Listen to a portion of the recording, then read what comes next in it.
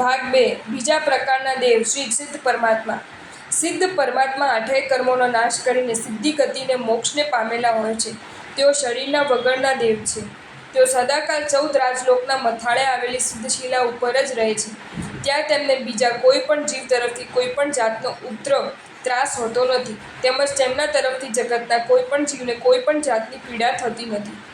સિદ્ધ પરમાત્માઓને સિદ્ધશિલા પરથી ક્યારેય બીજી ક્યાં પણ ખસવું પડતું નથી. તેમને ફરીથી ક્યારેય પણ સંસારમાં આવવું પડતું નથી અને જન્મ મરણ કરવા પડતા નથી. તેમને રોગ અને દુઃખનું કારણ એવું શરીર પણ હોતું નથી અને મન પણ હોતું નથી. તેથી તેમને શારીરિક કે માનસિક કોઈ પણ જાતની પીડા હોતી નથી. સિદ્ધ પરમાત્માઓને ત્રણેય જગતના ત્રણેય કાળના સર્વ પદાર્થોનું જ્ઞાન સદાકાળ હોય છે. તેઓ સદાકાળ સાચા આત્મિક સુખને ભોગવે છે. તેમના તે સુખમાં દુઃખનું નામ નિશાન પણ હોતું નથી.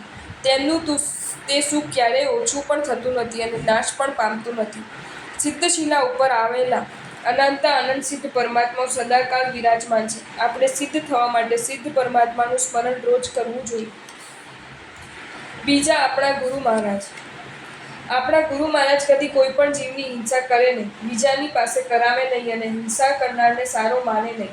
આપણા ગુરુ મહારાજ કદી અસત્ય બોલે નહીં, બીજાની પાસે પણ અસત્ય બોલાવે નહીં અને અસત્ય બોલનારને સારો માને નહીં. આપણા ગુરુ મહારાજ કદી કોઈ પણ ચીજની ચોરી કરે નહીં, બીજાને પાસે પણ ચોરી કરાવે નહીં અને ચોરી કરનારને સારી માને નહીં. રસ્તામાં પડેલા ઘાસના તણખલાની કે ઈંટના ટુકડાની જરૂર પડે તો પણ બીજાને પૂછીને જ લે. કોઈ પણ ચીજ તેના માલિકની રજા વગર લે નહીં. આપણા ગુરુ મહારાજ કદી સ્ત્રીનો સંગ કરે નહીં, બીજાની પાસે પણ સ્ત્રી સંગ કરાવે નહીં અને સ્ત્રી સંગ કરનારને સારો માને નહીં. આપણા ગુરુ મહારાજ ધન, ધાન્ય, ઘરબાર, કુટુંબ પરિવાર વગેરેનો પરિગ્રહ રાખે નહીં, બીજાની પાસે પણ પરિગ્રહ રખાવે નહીં અને પરિગ્રહ રાખનારને સારો માને નહીં. આપણા ગુરુ મહારાજ હંમેશા ઉપરના 5 મહાવ્રતોનું પાલન કરે છે, માટે તેમને 5 મહાવ્રતધારી કહેવાય છે. આપણે ગુરુ મહારાજ ઉપરના 5 મહાવ્રત ઉપરાંત છઠ્ઠું રાત્રિ ભોજન વિરમણ વ્રત પણ પાળે, એટલે કદી પણ રાત્રિ ભોજન કરે નહીં. આપણા ગુરુ મહારાજ સ્ત્રીને અને પૈસાને અડકે નહીં, ભિક્ષાવૃત્તિથી જીવે, કેશનો લોચ કરે, યથાશક્તિ તપ જપ કરે, રાત દિવસ ધર્મ ધ્યાન કરે, હાથી, ઘોડા, ઊંટ વગેરે પ્રાણીઓ ઉપર બેસે નહીં, રેલવે, મોટર, બસ, ગાડું વગેરે વાહનોમાં પણ બેસે નહીં, ચોમાસાના 4 મહિના એક જગ્યાએ રહે, બાકીના 8 મહિના એક ગામથી બીજે ગામ ઉઘાડા પગે ને ઉઘાડા સાથે માથે વિચારે. ભવ્ય જીવોને શાસ્ત્રાનુસાર પાપ કાર્યો નહીં કરવાનો અને પુણ્ય કાર્ય કરવાનો ઉપદેશ આપે. આપણા ગુરુ મહારાજના બીજા ગુણો પંચિંદ્રિય સૂત્રમાં જણાવ્યા છે. આપણા આત્માના દોષ ટાળવા અને ગુણ પામવા માટે આપણે હંમેશા આવા સદ્ગુણોના સમાગમમાં રહેવું જોઈએ. રોજ તેમને વંદન કરવું જોઈએ અને તેમના પવિત્ર મુખેથી ધર્મના ઉપદેશ પણ રોજ સાંભળવો જોઈએ. આપણો ધર્મ દાન, શીલ, તપ અને ભાવ એમ 4 પ્રકારનો છે. ધન ઉપરનો આપણો રાગ દૂર કરવા આપણે રોજ દાન આપવું જોઈએ. વિષય સુખ ઉપરના આપણા રાગો દૂર કરવા આપણે રોજ શીલનું પાલન કરવું જોઈએ. આહાર ઉપરનો આપણો રાગ દૂર કરવા આપણે રોજ યથાશક્તિ તપ કરવું જોઈએ. મનમાં રહેલી દુષ્ટ ભાવનાઓનો નાશ કરવા આપણે રોજ શુભ ભાવનાઓ ભાવવી જોઈએ. આપણો ધર્મ બીજી રીતે 3 પ્રકારનો છે: સર્વવિરતિ ધર્મ, દેશવિરતિ ધર્મ અને સમ્યક્ત્વ ધર્મ.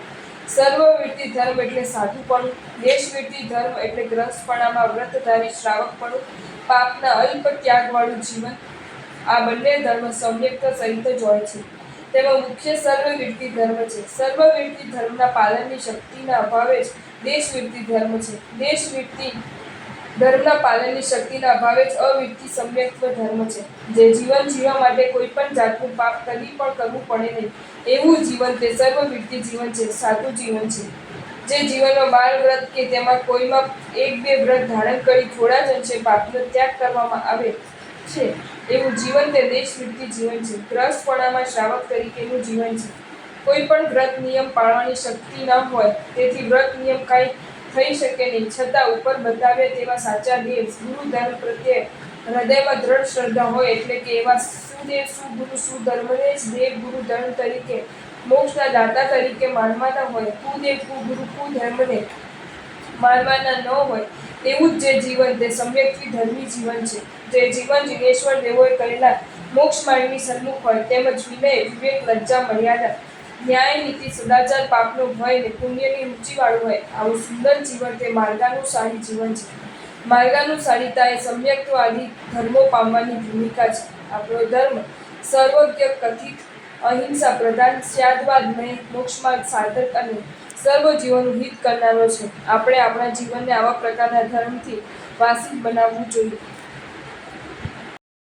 જો તમને આ વિડીયો ગમ્યો હોય તો આ વિડીયોને લાઇક કરો અને શેર કરો અને આવા જ નવા વિડીયો જોવા માટે જૈન ફેક્ટ એન્ડ સ્ટોરીઝની ચેનલને સબસ્ક્રાઈબ કરો.